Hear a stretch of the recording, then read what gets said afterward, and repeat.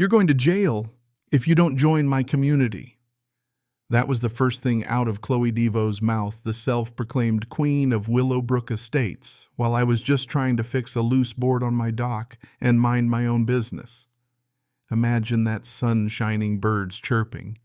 I'm in weekend mode, and suddenly I'm hit with a threat that sounded like it came from a bad TV movie. You know what I mean? But that's how it started, right there on the lake. What Chloe didn't know was the guy she was threatening. Yeah, I was the last person she should have picked for this game. Now, before I jump ahead, let me set the scene. Willowbrook Lake. Early morning, the water's all glassy, golden light creeping over the trees. Not a sound but my hammer tapping the dock. Then I hear this staccato click, like real sharp of high heels hitting concrete.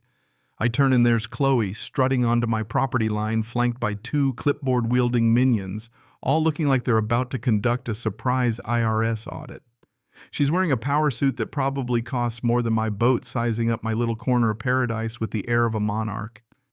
"Excuse me," she says, "I'm Chloe Devoe, president of the Willowbrook Estates HOA. We need to discuss your obligations to this community." Her tone made obligation sound like a death sentence. I set down my hammer, walked over and tried to play it cool, gave her my name, told her good morning. She didn't even shake my hand, just kept inspecting my place like she was tallying up violations in her head. Then she laid it out. My dock wasn't up to HOA standards, my landscaping needed work, and if I didn't join the HOA immediately, there'd be consequences. The kicker: my property wasn't even within their boundaries. Checked it myself when I bought the place. When I told her that, she barely blinked. "That's irrelevant," she said, snapping pictures of my house and dock like I was a crime scene. "We have legal recourse for situations like this." The implication was clear. She had the connections and knew how to use them. Now I used to investigate insurance fraud for a living. I know the smell of a shakedown when I catch it, and Chloe was classic vague threats.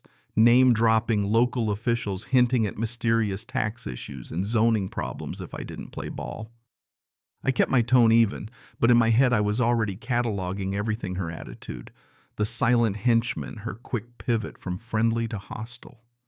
She gave me a week to comply, said she'd be forced to explore other options, and then this part actually made me laugh. She said she'd done her research on me. Former insurance fraud investigator, right? Lost your job for being difficult to work with. Like that was supposed to scare me. Walking back to my house, I realized this wasn't just neighbor drama. This was a full-on operation. Chloe wasn't just flexing. She'd come prepared. And her little photo session, that was reconnaissance. 3 days later, my suspicions were confirmed.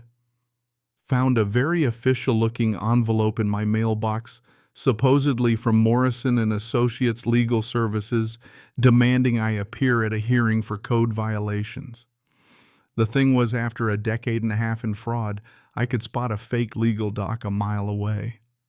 Wrong font, bogus seals, and a judge's signature that looked suspiciously copy-pasted. First thing I did was call my old law school buddy Marcus. Real estate law is his thing. He took one look at the documents and just laughed. "Classic intimidation tactics," he said, "but impersonating court officials. That's a federal crime." That's when I started digging public records, county filings, the whole 9 yards. Chloe's backstory. Ooh boy. Fired from a real estate job 2 years back after some hush-hush legal trouble showed up here, and somehow got herself elected HOA president on the back of some interesting paperwork. The HOA itself was a can of worms. Supposedly started by 47 property owners, but when I checked the signatures, a dozen were forgeries, some addresses didn't even exist, and the business license expired half a year ago. It was a shell game. And Marcus was fired up. "Cole, this isn't just fake, it's criminally fake. Whoever's behind this has committed felonies." I started talking to neighbors. That's when I met Dorothy Johnson, 72 years old, retired court secretary, fined $500 for planting sunflowers. Sunflowers. She paid it because she was scared, but she knew something stunk. "I worked at the courthouse for 30 years, honey. I know the smell of corruption." Her story got under my skin. She wasn't alone. The whole community was walking on eggshells, terrified of arbitrary fines, threats, and fake legal notices. That night, I sat in my living room paperwork, spread out evidence piling up, and realized I had more than just proof of HOA fraud. I had the makings of a takedown. Next move, crash an HOA meeting and see how Chloe operated when she thought she was untouchable. Let me tell you, that meeting was pure theater.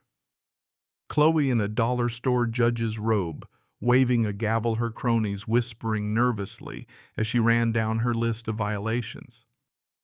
I waited till she tried to single me out as a trespasser. That's when I stood up, folder in hand, and started asking questions about the HOA's founding documents and all those forged signatures. The room got real quiet. Jake Mitchell, the treasurer, piped up he'd been asking for those same documents for months and getting stonewalled. When he revealed he'd found financial irregularities, I realized I wasn't the only one digging. The whole thing unraveled fast by the end of the meeting. A third of the room was demanding refunds and refusing to pay another cent in dues until Chloe produced real paperwork. But she didn't go quietly. "You're making a terrible mistake," she said, voice shaking. "I have connections all over the city. Cross me and you'll regret it." She stormed out, but I knew she'd be back. Sure enough, the next morning my property was crawling with supposed city inspectors, guys in vests taking photos, but couldn't answer basic questions about who sent them. That's when Chloe went scorched earth, hired a PR firm, spammed my email and phone flooded local Facebook with fake posts about what a menace I was. Trouble is, I know how to trace digital footprints. And it didn't take long to link her smear campaign back to her using HOA funds for it, which is fraud and embezzlement. So I flipped the script. Started a blog, the Willowbrook Files, posting every bit of evidence, recordings, emails, bank statements. Dorothy and Jake both pitched in. We discovered Chloe had a property assessor in her pocket cooking property values to justify higher dues. Jake found $60,000 missing from the HOA reserve fund funneled to fake contractors in Chloe's own accounts. When Jake resigned from the board and started cooperating openly, Chloe tried to have him arrested. Cops laughed her out of the building. Then she showed up at my place late one night with 2 thugs pretending to be HOA enforcement. But my security cameras caught her trespassing, trying doors, even photographing the inside of my house through windows. That footage, that was my golden ticket. Marcus was ready to file criminal charges, trespassing, stalking, harassment. But the deeper I dug, the worse it got. Chloe wasn't just running one scam, she had 6 fake HOAs going across 4 states.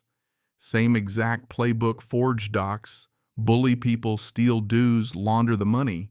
She'd even taken out a $300,000 $1,000 loan against our entire neighborhood using forged liens as collateral. If the scam collapsed, we could all lose our homes. I was done playing defense. Jake and I staged a surrender. He resigned, I apologized, and pretended to join the HOA. I even signed her NDA with a hidden recorder running while she bragged about targeting new neighborhoods and paying off local officials. She explained how they'd harass problem residents, even send local criminals to vandalize property, real mob tactics. That recording, plus all the evidence, went straight to the feds. The FBI came in, led by Agent Sarah Chen Sharp as attack, and apparently my blog was the missing link they'd needed for a multi-year case. Turns out Chloe and her network had ripped off $3 million from homeowners across 5 states, all under the nose of city governments. My job: show up at one last HOA meeting, wired for sound, and get Chloe and her associates talking. Jake revealed himself as an FBI informant right in the meeting, and as soon as Chloe made a break for the exit, the agents moved in: racketeering, wire fraud, money laundering, conspiracy, the works. Chloe's last words as they cuffed her: "This goes deeper than you imagine." Maybe it did, but that night, for the first time in years, the community center was filled with relief instead of fear. Dorothy led the applause. We'd won. 6 months later, Agent Chen called Chloe, got 4 years in federal prison, ordered to pay $1.2 million in restitution. The investigation snared corrupt officials, shut down 5 other fake HOAs, and inspired communities across the country to start auditing their own associations. Willowbrook dissolved its HOA and started Fresh Dorothy, now president, even launched a YouTube channel teaching people how to spot community fraud. Jake's consulting firm exploded in popularity, teaching organizations how to make their books fraud-proof. As for me, I ended up as a consultant for the FBI, helping expose similar scams from coast to coast. Wrote a book, did a spot on 60 Minutes, and even helped found a nonprofit training fraud fighters. A year later, Dorothy sent me a letter. Planted a garden with 47 kinds of flowers, one for each family Chloe tried to scam. Every morning I water them. I remember that justice, like a garden, needs care and courage. These days, the dock's a gathering place, neighbors, kids, music, debates, real democracy, real accountability. And the plaque by the dock where citizens stood up to corruption, May 15th, 2025.